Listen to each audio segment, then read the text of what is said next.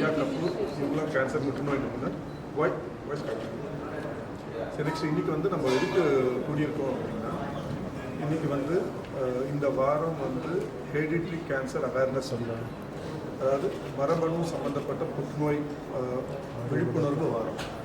இதில் என்ன முக்கியமான விஷயம் அப்படின்னு பார்த்தீங்கன்னா, நம்ம எல்லாருமே ஜென்ரலாக கேன்சர் அப்படின்னா எல்லாருமே கேட்குறது என்ன காரணத்தால் வந்தது.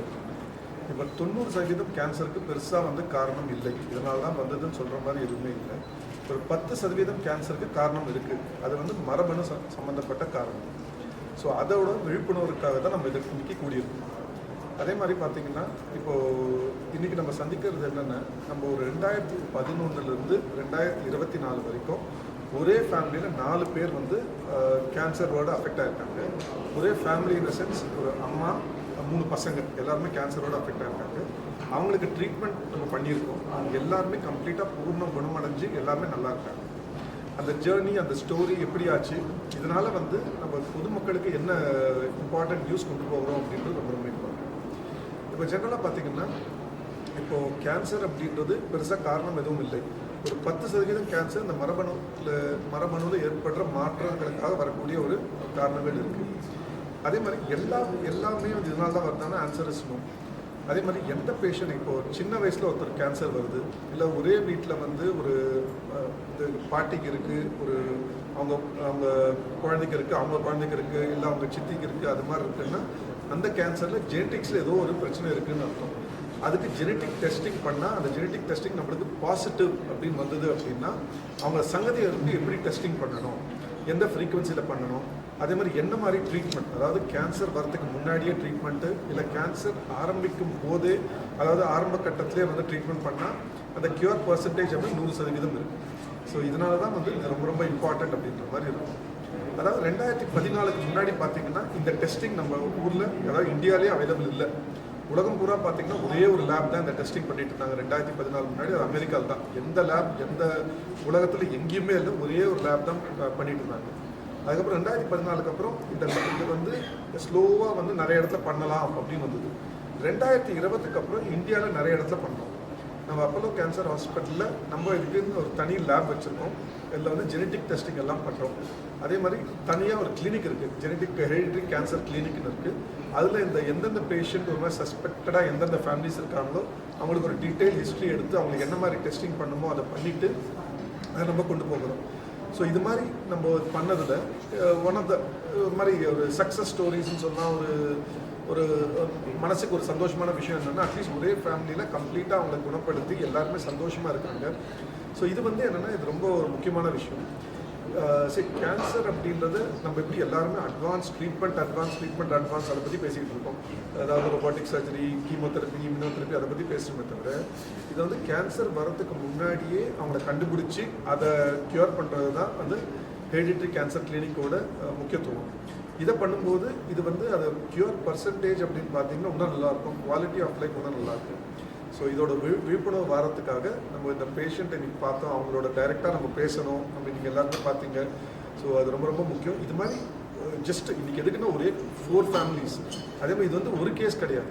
அட்லீஸ்ட் நான் சொல்ல போனால் ஒரு வாரத்தில் அட்லீஸ்ட் ஸ்ட்ராங்காக சாலிடாக ஒரு 3-4 ஃபேமிலிஸ் மினிமம் பார்ப்போம். அதாவது 3-4 ஃபேமிலிஸ் மினிமமாக பார்ப்போம். இது வந்து இந்த லாங் ஜேர்னி அதை காட்ட தான் இந்த பேஷண்ட் நம்ம பார்த்தோம். இது நம்ம எதிர்பார்க்கறது காட்டி ரொம்ப காமன் தான். அதாவது எல்லாமே இதனால் இல்லை, பட் நம்ம எதிர்பார்க்கறது காட்டி இந்த ஜெனட்டிக் இட்டியாலஜி காரணம் அப்படின்னு ரொம்ப ரொம்ப காமன். இது நம்ம எல்லாரும் புரிஞ்சிக்க வேண்டியது அவசியம். ஓகே சார், இப்போ ஜெனட்டிக் டெஸ்ட்டு நம்ம அப்போலோ ஹாஸ்பிட்டலில் இருக்கிறாங்க எவ்வளோ சார்? சார், ஜெனட்டிக் டெஸ்ட் அப்படின்றது ஏறத்தாழ 20,000 ரூபாய் கிடையாது. இப்போ கேன்சரில் பார்த்தீங்கன்னா ஒரு வருஷத்துக்கு அப்படின்னா என்னென்ன அறிகுறிகள் தான் உடலில் என்ன மாதிரியான? அது மாதிரி ஜென்ரலாக 19 ரூபா கேன்சர் அறிகுறின்னு சொல்ல முடியாது. எந்த இடத்துல வருதோ அதை பொறுத்து அறிகுறி. பெருங்குடல் கேன்சர் அப்படின்னு மலச்சிக்கல் இருக்கும், பெருங்குடல் ப்ளீடிங் இருக்கும். அது மாதிரி கேன்சர் அப்படின்றது ஒரு வியாதி, அது எந்த இடத்துல வருதோ அதை வச்சு தான் வந்து என்னென்ன அறிகுறின்னு சொல்ல முடியும். இப்போ நம்ம நினைக்கிற மாதிரி வந்து எல்லாருமே வந்து சாப்பிடாம ரொம்ப வீக்காக அப்படிலாம் இருக்கவே மாட்டாங்க. இப்போ நீங்கள் பார்த்த பேஷண்ட் மாதிரி எல்லாமே நார்மலாக இருக்காங்க, அதேமாதிரி எல்லாமே நல்லா குண்டாக இருப்பாங்க, நார்மலாக இருப்பாங்க. ஸோ எந்தெந்த இடத்துல வருதோ அதை வச்சு தான் அறிகுறி வச்சு. இப்போ பெண்களுக்கு மார்பக புற்றுநோய் வருது, இப்போ இது அதுக்கு அறிகுறி என்ன? அது ஜஸ்ட் ஒரு கட்டி தான், ஒரு கட்டி வரலாம், அதே மாதிரி ஒரு நிப்பிள் டிஸ்சார்ஜ் வரலாம், அது கம்ப்ளீட்டாக வரும். ஒரு கேன்சர் ஒரு It's a guidelines which is being set by the the panel. So again, there are multiples, more of a, say all these people are studying, okay? And most of the cancers don't occur less than 25 years of age. And they occur somewhere approximately minimum 35 years of age and things like that. So again, that's the only important reason where at least they should be in an age where they understand why this testing is being done. And if you do a testing, you should be in a situation where you should keep doing the checkup, screening programs and things like that. And most of the cancers don't occur less than 35. So that is throughout the world, making multiple factors into consideration is kept as 25 as the cutoff. Less than the technically say. In a good labs, if you send a sample for around, and the patient is 18 years old, they won't even receive the sample. Is from the government side they have kept the age or? No, there's nothing, see, trust me, there's nothing what the government does in most of the things, okay?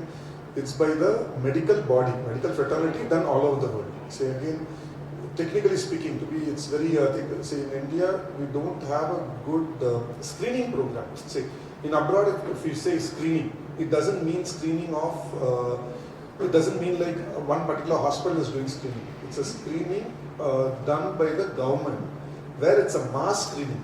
Say, whoever is in the room, everyone, wherever they are, if the patient is in that particular location, the colonic cancer is more, all of them will be screened. Universally, they will be screened above the age of 45 or so. So like that robust program is not there in India. So it's more often, we call what is called opportunistic screening.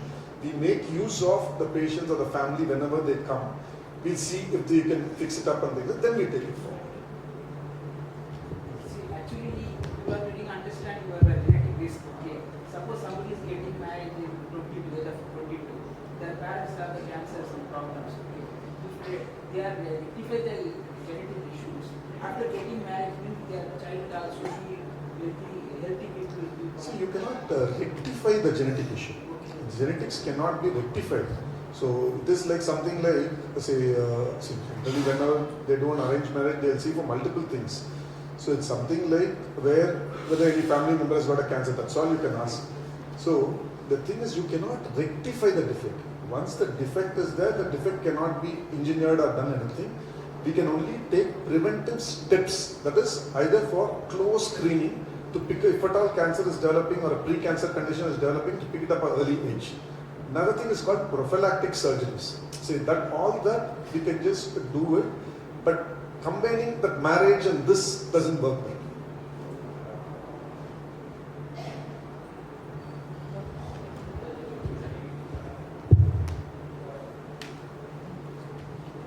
Questions?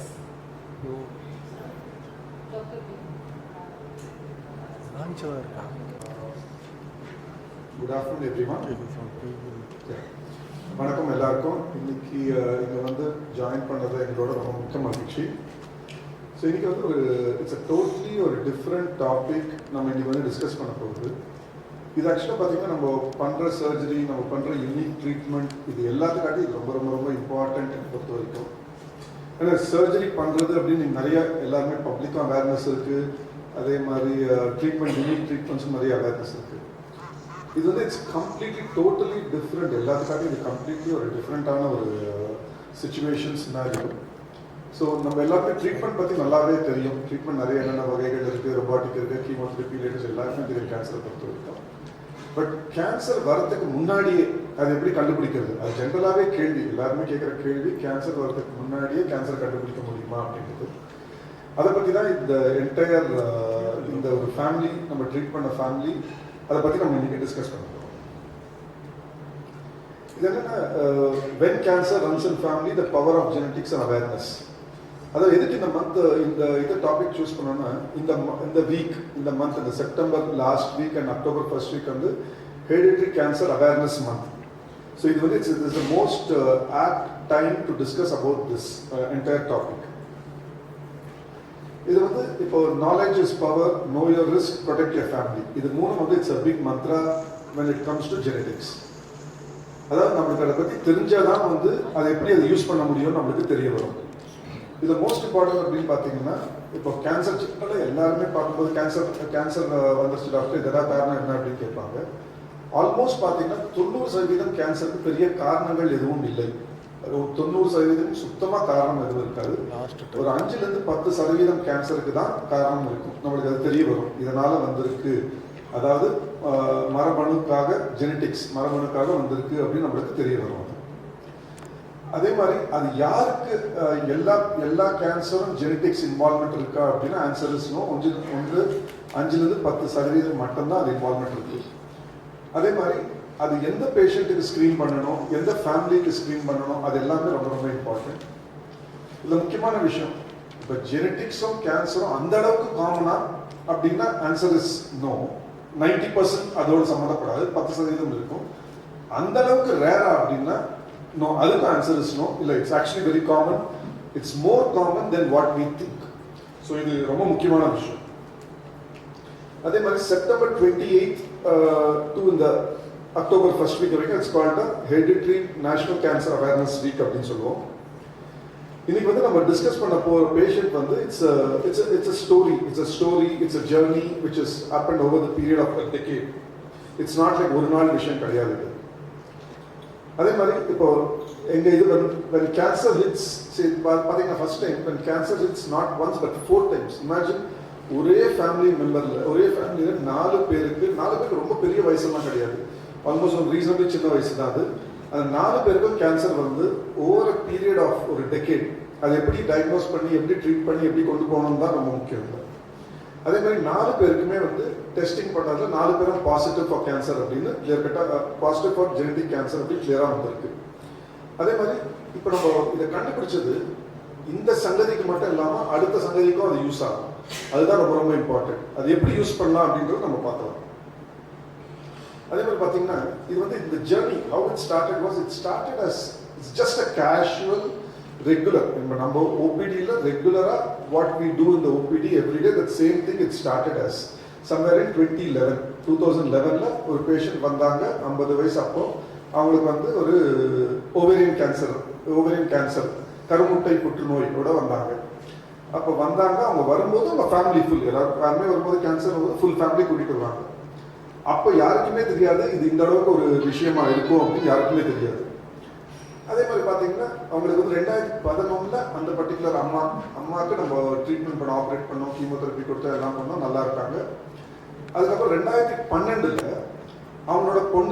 அவங்களோட ரெண்டாவது பொண்ணுக்கு cancer வந்தது. அப்போ அவங்களுக்கு வயசு 26, பொண்ணுக்கு வயசு 26, அவங்களுக்கும் அதே ஓவேரியன் கேன்சர் வந்தது. அதுக்கப்புறம் நம்ம regular checkup, almost last 10 years 15 years regular checkup நம்மளோட இருக்காங்க. எப்பவுமே ஒரு 6 மாசத்துக்கு ஒரு வாட்டி வருவாங்க. ரெகுலர் நார்மலா எப்போ வந்தாலும் பார்ப்பாங்க, வந்து செக் பண்ணிட்டு போவாங்க. It was almost more like ஒரு ஃபேமிலி கனெக்ஷன் மாதிரி இருந்தது. அதே மாதிரி பார்த்தீங்கன்னா 2024 அதாவது போன வருஷம் அவங்களோட மூத்த பொண்ணுக்கு ஒரு கேன்சரோட வந்தாங்க. அதாவது ஒரு பெருங்குடல் புற்றுநோய். ஃபர்ஸ்ட் வந்து வந்த 2 பேருக்கும் வந்து கர்ப்பப்பை இது கருமுட்டை புற்றுநோய், 2வது பெருங்குடல் புற்றுநோயோட வந்தாங்க.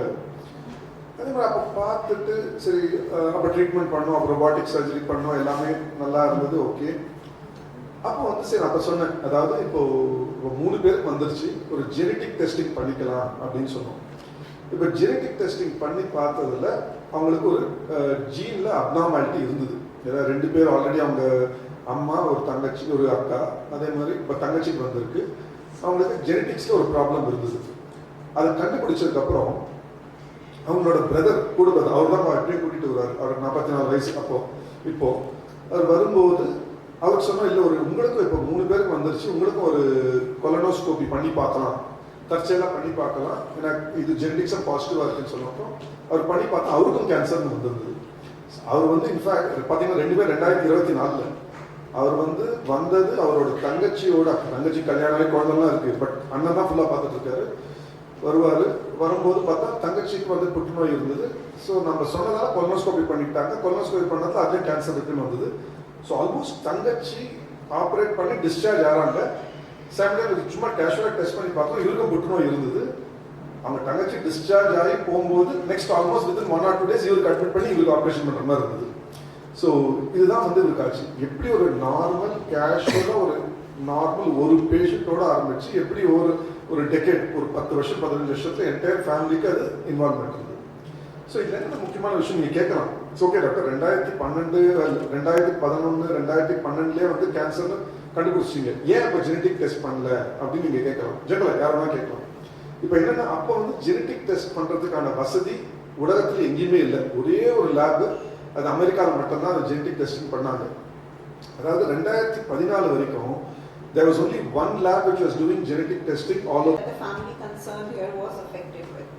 It was also known as hereditary non-polyposis colorectal cancer syndrome. It is caused by genes known as MLH1, MSH2, MSH6, PMS2 and FCAM.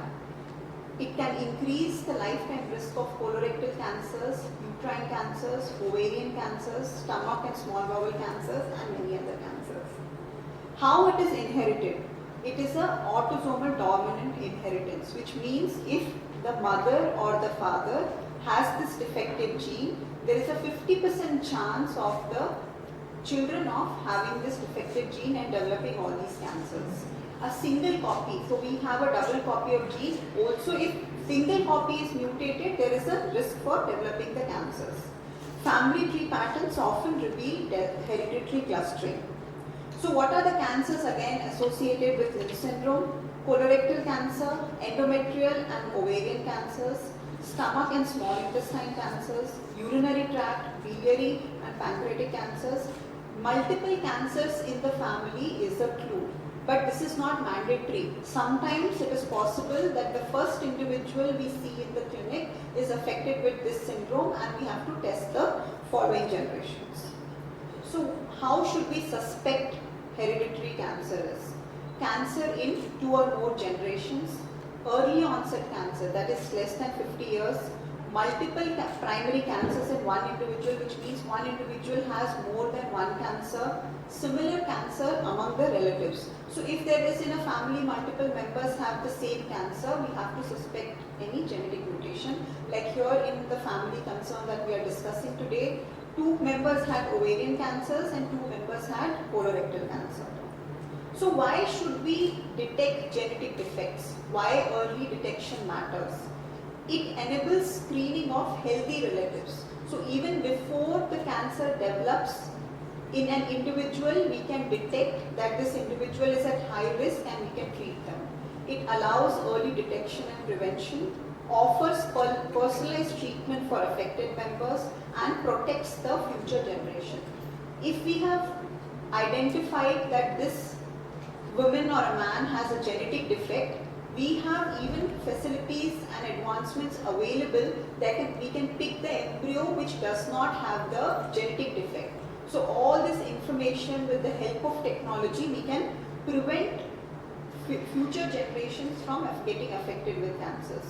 How do we test for genetic test? Genetic test is a simple blood test. It takes about 2 to 3 weeks. It is very easily available in India and across Apollo hospitals in the country. But it is important to do counseling before and after the test, and the patient and the family members should be willing to take the treatment which we offer. So what should we do? Once we have identified this genetic defect, regular colonoscopy should be done 1 to 2 years, starting at the age of 20 to 25 years. Screening should be done for uterine and ovarian cancers. If it is a very high-risk individual, we can even offer surgery before the cancer develops, where we remove the colon so that there is no chance of developing cancer, and cascade testing for the family members. How can awareness impact the outcomes? How can we help? Early detection and cure. Family screening can save lives. It reduces the psychological and social stigma, and here media definitely plays a very crucial role in spreading the awareness. Apollo initiative, what are we doing at Apollo hospitals to address this? There is an integrated hereditary cancer screening and robotic surgical oncology program, because once we are able to detect the cancers at early stage, almost all of them are good candidates for robotic surgery. We are focusing on genetic testing, family counseling and precision surgery. Patient stories that highlight survivorship and prevention like these are being shared. So we have a comprehensive family evaluation, genetic counseling and testing, screening at-risk members. So it is not necessary that always that there should be a family history. Even if we have a patient who develops cancer at 30 years or less than 50 years of age is tested, because it is possible that they are the first member of the family to get affected. So robotic surgery has a big role in prophylactic surgeries and early onset colorectal cancers. So what should we learn from this story? What is the lesson from this family? If there are multiple cancers in the family, it is a red flag. Genetic counseling should be done for all first degree relatives. Proactive screening saves lives and early detection improves outcome. So if we know that if the individual has a genetic defect, we can prevent developing of cancer, or if the cancer develops, we can detect it earlier. So if 2 or more close relatives have cancer, especially colon, uterine or ovarian cancer, think of hereditary. This is the message to the public. Ask your doctor about genetic testing and genetic counseling, and early testing can save entire families. So this simple genetic test is not useful only for that particular family, but also for the future generation. So a simple gene test, again, I would say, can protect an entire family. So there should be increased awareness about the facility of genetic testing. And hereditary cancers are very much predictable, preventable and manageable. Building awareness helps the families to act early. Apollo Cancer Center offers genetic testing and counseling, surveillance programs and minimally invasive and robotic surgical options for all of these patients. Thank you very much for your attention.